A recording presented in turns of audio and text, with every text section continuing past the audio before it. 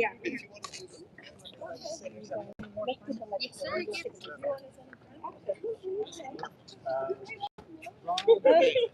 I wouldn't say that.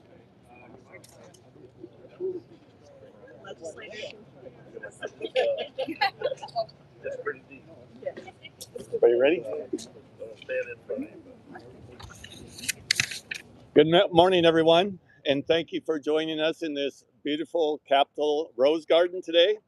I'm Dan Kuiper. I'm the Executive Director of the Arizona Christian Education Coalition, and alongside of me are Kevin Beastie in the back row there, advocates for Christian schools with our legislature. We're grateful to the media for being here this morning, and we want to be especially grateful to the Arizona taxpayers who fund education in our state. On behalf of the faculties, families, and students who attend our schools, I thank you for making Arizona our nation's leader in educational freedom. Your support makes programs like Empowerment Scholarship Accounts possible, empowering families and helping students thrive in our great state. Today, we're here to celebrate educational freedom and put a spotlight on the real impact of Arizona's ESA program. Nearly 100,000 students rely on ESAs, with over 80% coming from lower and middle income families. We'll hear inspiring stories of students whose lives have been transformed through ESAs. This isn't about systems or politics, it's about opportunities. It's about parents knowing their children best and having the flexibility to choose and access to an education they feel is the best fit for their children and their God-given potential. In a moment, you'll hear from dedicated Christian school teachers from across Arizona, each sharing how ESAs have benefited their students and communities and share firsthand stories of student success. We'll start with Jonathan Bercerto from Push Ridge Christian Academy, their South Campus, then followed by Eli Morano from Maranatha Christian Academy. Both those schools are in Tucson. Then by Jeff Blake from Phoenix Christian Preparatory, and then Rob Arthurs from 91st Psalm, and both those schools are in the metropolitan Phoenix area. After that, we'll take your remarks and your questions. ESAs are about empowering parents. ESAs are about opportunities, serving students, and strengthening communities. Arizona is leading the way in educational innovation, and we're committed to making this program even better for the families who depend on them. So let's begin with Jonathan Bercerto, principal from Push Ridge Christian Academy in Tucson.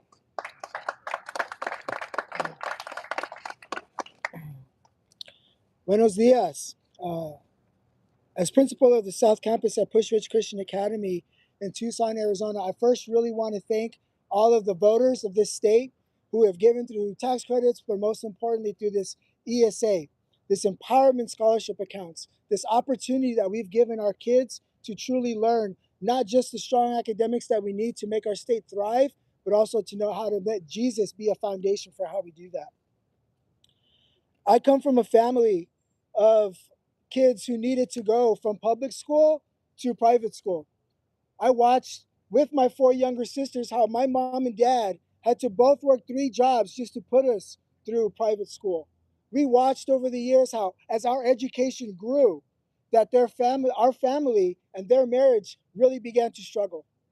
It is impossible for a low-income family to be able to receive an enormous opportunities such as private education with high rigor and high values, and also be able to hold it down with the family trying to pay that type of tuition. And I thank you from the bottom of my heart to be able to look at the families that I get to serve in the city of Tucson, specifically in the South Side, and to hear the stories of families throughout the city of Tucson, as Push Ridge Christian Academy serves families from Maranatha to Nogales, and from Sabino Canyon all the way to Barrio Hollywood. Kids from every barrio, every ghetto, and every neighborhood in our state are receiving these opportunities because of the blessings that you guys have listened to support us and give these kids actually what they need, which is empowerment. One of the things we have to sincerely consider is that this is nothing new. Giving parents a chance to where to send their kids because there are certain morals and values and dreams and visions that they have for their children. There is not one perfect school for every kid, and there is definitely not one perfect scholarship for every kid. So again, to the taxpayers, I'm grateful for the ways that you have given to the state credit tax program for kids to be able to benefit, but most importantly, as we are talking here today about the empowerment scholarships. Every school leader that stands here and all the families that are listening, our students are empowered by these scholarships. Many times people ask me, Jonathan, you're in the worst zip code in the state of Arizona for overdoses. You tell me, what difference can a child really make when it comes to education while they're still in school? This is how it worked out.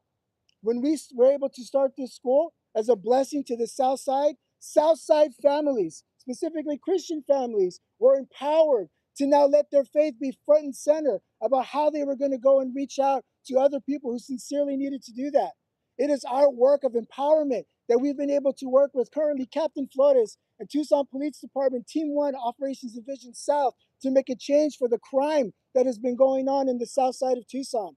It is through empowerment that these kids can go to school, that they are able to learn in English and Spanish, to be able to sit with their abuelitas and read God's word, and then turn around and go to church on a Sunday in an English-speaking church and have full-blown conversations. It is through this type of empowerment that our families have been able to see the difference of what it means, not just in the support of a child, but as the support of a family, that there is a chance for us. My fellow Arizonans, I cannot thank you enough for the ways that you have truly blessed the students of Push Rich Christian Academy throughout the city of Tucson. And as these other educators and as these other families speak to you today, I implore you and I ask you that through your state tax credit dollars, as this is the tax credit season time, that you continue to donate and give kids opportunity. And in this time of casting votes, as we consider what is best for the children of the state of Arizona, you as parents, you as taxpayers, or even you as abuelitos who are considering the cariño that your families need, especially for your kids in the classroom, to make those decisions that really support children the way that they need to be supported. But not gay kids. You Yes. discriminate against gay kids and families. Here's something to understand. Here's something to understand, right? Again, kids in the worst part of the state of Arizona are receiving opportunity. That is a fact. Many times we get stuck on this situation where these empowerment scholarships and these tax credits, they're only for wealthy kids. And I'm here to tell you, and the 150 students I represent from the barrio of South Tucson, the barrio of Southside Tucson, from barrio Hollywood, and also from Saurita Green Valley, and the barrios of Nogales, this isn't true. That the families that really need this education the most are starting to receive it. So again, I thank you for this time that you've given me to speak. I thank you for this time that you've given me to share. And I thank you so much for the ways that you have given our kids an opportunity and empowered them to make a change, not only in their local communities right now, but also in the state of Arizona right now. May God bless you all, and may God bless these schools.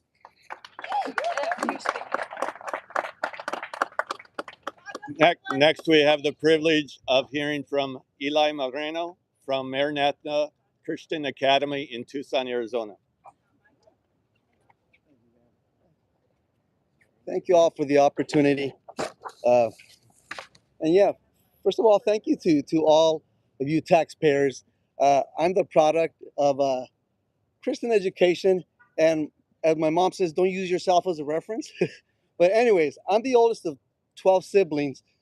All of my siblings graduated from Maranatha Christian Academy. This is back in the 80s and 90s when there wasn't any financial assistance, any type of scholarship. But God is good. And because there was a vision in a person's heart, which that would be my mom, we all got this alternate education that wasn't accessible at the time if you didn't have the resources. But I thank you, the taxpayers, that you've now made this alternate education available to everybody in our state, something that seemed impossible. Arizona's been a bellwether or spearheading this. This is a scenario that years ago we thought would be impossible. But this just comes to show that nothing is impossible for the God that we serve.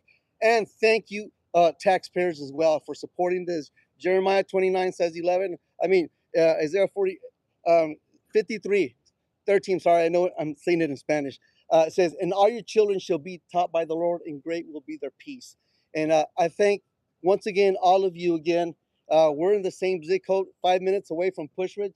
Where's Jonathan? Thank you, Jonathan. The Lord has placed places there strategically, and we're there for a reason, for a purpose. And once again, thank you all very much for the support that you have given to alternate education. Not one size fits all. There's in this world we have in our state, there's needs all across the board, and it's hard to just try to fit everyone into one system. But because of your generosity, because of policies that have become law in our state, now my 5 children have also have graduated from this alternative education. So thank you all once more for all of that, and God bless you all.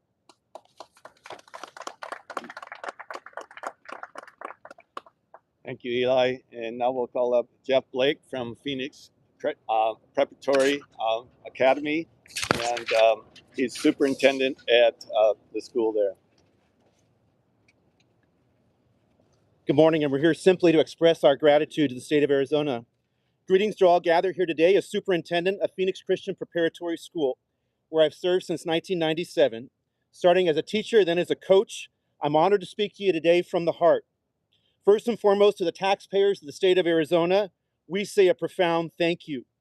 Your dedication to funding, including the empowerment scholarships, has opened doors for countless families, over the 700 families that I represent at the school, to experience a life-changing, Christ-centered college preparatory education. On behalf of our hundreds of students, from preschool, infant, all the way through our seniors, every parent and staff member, our board of trustees, we are profoundly grateful to the state of Arizona. At Phoenix Christian, founded in 1949 as Arizona's very first Christian school, we focus on educating the minds, forming the hearts, and equipping the hands in a supportive, Christ-centered environment. With programs in academics, athletics, spiritual life, we prepare students for college and beyond, emphasizing a holistic growth. The ESA program has been instrumental in supporting our hundreds of students and allowing us to serve the broader range of families that would never otherwise have the opportunity to be in a Christ-centered school, many with unique needs that the public school system simply could not meet. One such story touches my heart this morning is that of a single mother, her middle school daughter in a public school. The girl was regressing academically, socially, and feeling lost in large classes amid the challenges like bullying. Thanks to the Universal ESA, the mom could enroll her where her smaller classes of approximately 15 students with the teacher provide a personalized education that she needed. And today, this young lady is flourishing. Engaged, confident, and growing in faith, stories like her remind us that the empowerment scholarship system is about kids, turning potential into reality, giving parents the flexibility to choose what's very best with the financial assistance that they need. Most of the ESA families at Phoenix Christian are middle and low income families, not the elites, but these are families that desperately need opportunity. They receive far less funding than the public schools, spend per pupil. Yet this supportive system, this innovative system, fosters innovation, accountability, transparency, and ensures that every dollar benefits every child. It's helped our schools sustain and expand, serving students with disabilities at higher rates and providing options that align with the family values of the home. Your tax contributions embody stewardship, following the student where they are and where they will thrive the most, strengthening communities one family at a time. Parents are the heroes here, entrusted with their child's upbringing, and the Empowerment Scholarship simply equips them to succeed in ways they might not otherwise have had the opportunity. To the Arizona taxpayers, thank you for championing educational freedom and student success. Your support is building a legacy transformed in the lives of our Phoenix Christian families, and for that we say a profound thank you. Let's continue improving this program, ensuring that every child, regardless of their background, can access an education that honors their God-given ability. God bless you, and thank you. Thank you, Jeff. And now we'll welcome to the podium Rob Arthurs from 91st Psalm Christian School here in Phoenix. Good morning, everyone. My name is Rob Arthurs. As a principal of 91st Psalm Christian School in Arizona, I'm honored to share a few words with you today. I've been blessed to lead this school, where I also serve as the band director, teaching elementary, junior high, and high school band every day. I also supervise our high school homeroom. Our music program is just one way we nurture students' talents alongside their academic and spiritual growth. But today, I want to extend my deepest gratitude, that of our entire school community, to the taxpayers of Arizona. Your support for education in our state, including the Empower Scholarship Account program, has been a true blessing. It's because of you that families in our South Mountain Village community can access an education that honors their faith and meets their unique needs. From our staff, our 207 pre-K through high school students, and the dedicated parents that partner with us, we thank you for making this possible. For over 40 years, 91st Psalm Christian School has stood at our original location on 24th Street and Baseline. We serve a diverse community that reflects the heart of South Phoenix. Over 70% of our students are from minority backgrounds, coming from all walks of life: broken homes, custody battles, kids being raised by grandparents or aunts or uncles, alongside with children with both parents at home. Many are from low-income families, while others are doing okay financially. We offer a non-denominational Christian education that builds students spiritually, morally, intellectually, and physically, with a low student-teacher ratio for personalized attention. Our programs, from academics to athletics and music, help achieve an average GPA of 3.47 and a 99% graduation rate, all grounded in biblical principles. For years, we've helped families secure financial aid for their children to attend 91st Psalm when their previous school fell short. The ESA program has expanded that dramatically, empowering middle-income parents and low-income parents to choose tailored education without financial hardship. With compassionate flexibility, often around $7,500 per student, less than public school spending, the ESA program lets families direct resources transparently, ensuring accountability that serves students, not systems. Our school isn't for everyone, and I will be the first to tell you that. But it's the power of choice that we're here today for. Let me share a recent story. A single mom brought her 9th grade daughter to us, who is well behind grade level, with an education plan from her old school. We knew we couldn't fully accommodate due to our size and our staffing, but the mom insisted no special treatment. She wanted to see what her daughter was capable of. We decided to give it a try, and that girl excelled, making honor roll her junior and senior year, graduating, and is now in college with the pursuit of working for FBI. ESA made this possible for this minority family. So who benefits? Students. Students needing a different approach. Students wanting a faith-aligned learning, or just more rigor for some of them. ESA opens affordable doors to success. Arizona taxpayers, thank you. Thank you for supporting all students' needs. And empowering parents. Your commitment changes lives at 91st Psalm. Building stronger communities. Let's improve this program. Every child deserves a chance to flourish. Thank you, and God bless you. Thank you, Rob. Now I'll call up Kevin Beastie to field some questions. Good morning, everybody, and thanks for being here. My name is Kevin Beastie. I'm here on behalf of the Arizona Christian Education Coalition. Any questions? About improving the program, making it better. What do you make of how the ESA program operates now, and where are maybe some areas that we could see improvement? So we will leave the program development. It's already laid out in statute in the handbook. And as a parent of a student in ESA, I know the rigors that this program has and what I have to do to receive any type of benefit from this program. So we are actively engaged with our policymakers, and any improvements that are identified, we will work with them. Should more be done on the fraud side of it to keep the program sustainable? Which, like in particular, what? Parents using the $2,000 exception to buy things like TVs, iPhones, jewelry, other things that aren't now allowed, and then AD has to go back and try to claw it back. Is there anything that should be done to try to? So I think what you're referring to is some recent reports about some items that were purchased. Those items were not according to the program.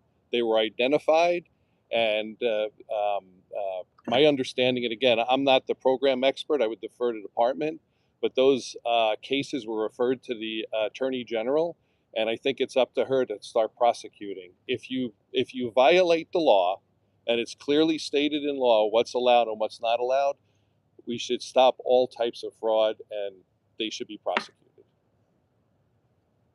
We just have a discussion about requiring fingerprinting for any educators on the ESA program who are having like face-to-face time with students. Mm-hmm. Yeah, I just wanted to get your stance on that. You know, what the schools are doing already. Right. Thank you for that question.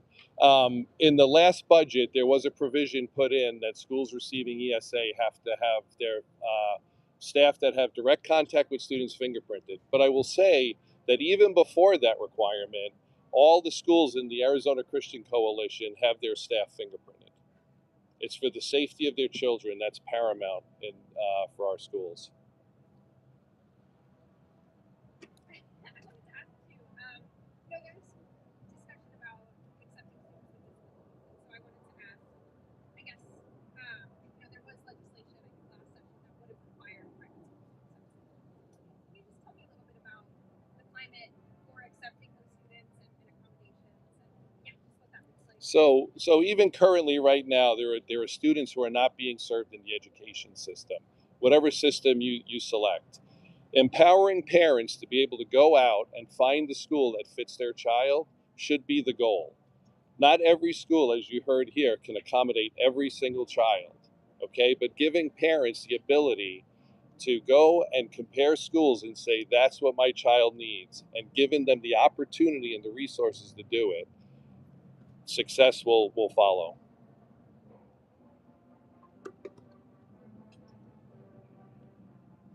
All right, well, the band has struck up, so I guess the party's about to start. So everybody have a great day. Thank you for being here. Thank you.